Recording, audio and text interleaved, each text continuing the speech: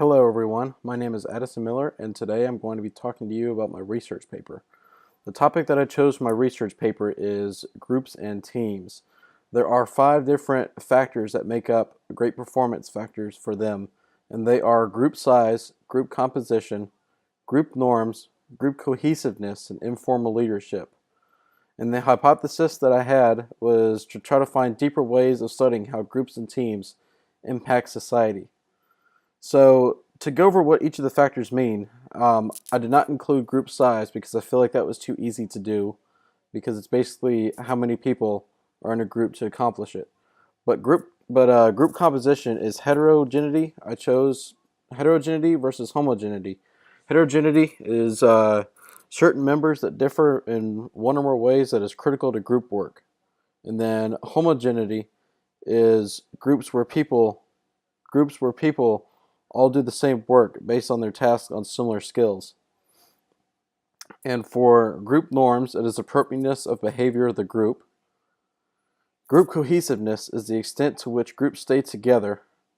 And informal leadership is people who engage in leadership activities but whose right to do so has been recognized by the group, which is basically if you're volunteering to lead the group. But for my research, I came up with is I broke it down, and for group composition, there is a certain formula that, as you can see above, that the people in Shanghai were able to figure out how heterogeneity is calculated within groups. And basically, the way that they described it is where P1 is a percentage of the type members in the teams, and the range of the value of H is 0 to 1, and for the bigger the value, the higher the degree of team heterogeneity. And I feel like that's kind of cool on how they were able to figure out the certain formula in order to figure out the heterogeneity of the group. And so for my next form of research was on group norms, and basically the group norms research study was on Myers and Bishop, where they were able to determine people's group norms through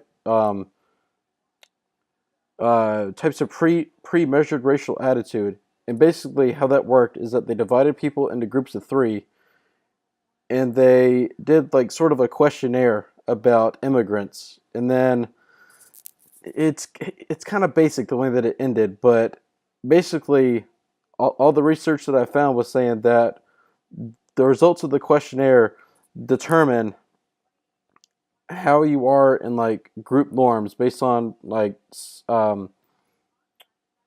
that would be based on like racial attitudes towards people, the group norms. For group cohesiveness, I found another formula that was written from Curtin University in Australia. And basically, this formula, kind of like the one from group composition, kind of helps you, again, to calculate the group cohesiveness. And the effect of diversity should be measured by the formula, where the formula is to calculate diversity between certain groups and teams of people. And it all adds up, like I said, is to the performance. The formula is going to be right here, and basically the percentage of the group members, and the C, it represents the categories available, which could be however many categories that you want it to be, from 1 to 7. And then the last and final type of study that I found is based on informal leadership. And basically, informal leadership is the way that you are able to be involved in a group and not have the certain right to do it. Like, I know that might sound confusing, but being an informal leader is kind of like how LeBron James is. He's a famous basketball player who plays for the Cavaliers, and he's a great leader on and off the court. because on the court he's like the team role model and kind of like the coach of all like the new players because he's trying to make everybody better, like enhancing their skills and everything. But off the court, he is able to like teach life lessons to inner city kids, and that's kind of basically what being an informal leader is about. And certain studies that I read over talk about like how societies can build informal leaderships and how we need more. And certain questions that that informal leaders ask to themselves are, let's see, an example of some questions that informal leaders ask to themselves are there any team building activities that require someone to take initiative? And also other questions like just what is going to happen to the department in the near future.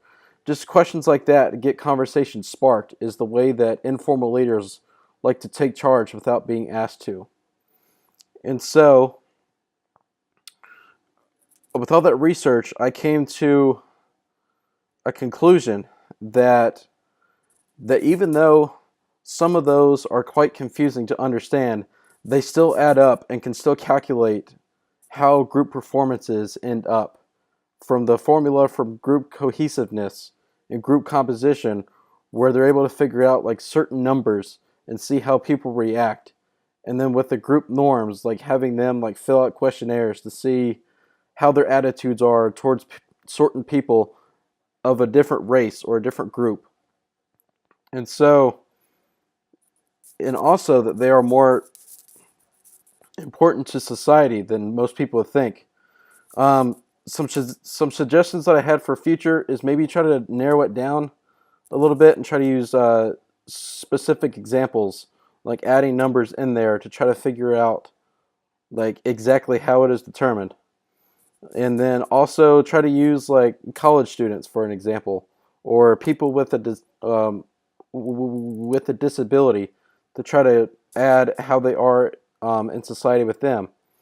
But overall, that should help you try to figure out and learn why the 5 group performance factors are best in society.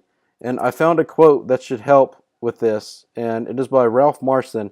It says, "Don't lower your expectations to meet your performance. Raise your level of performance to meet your expectations." And he is basically saying, don't try to stoop to someone's level.